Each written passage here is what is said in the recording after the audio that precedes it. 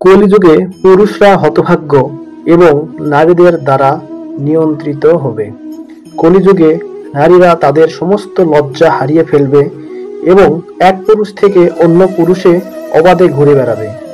কলিযুগে যুবতী মেয়েরা একাধিক সম্পর্কে জড়াবে, বিয়ের আগে একাধিক পুরুষের সাথে ব্যভিচার করবে। স্ত্রীরা নিজের স্বামীর কথা শুনবে না, নিজের পতিব্রতা ধর্ম পালন করবে না, নিজের রূপ যৌবন অন্যকে দেখিয়ে আনন্দ লাভ করবে। যেমন এখন ইউটিউব, ফেসবুক, টুইটার, টিকটকে দেখিয়ে আনন্দ লাভ করছে, ঠিক সেই রকম এই যুগে যে মানুষের কাছে ধন থাকবে তার কাছেই স্ত্রীরা ও যুবতী মেয়েরা থাকবে।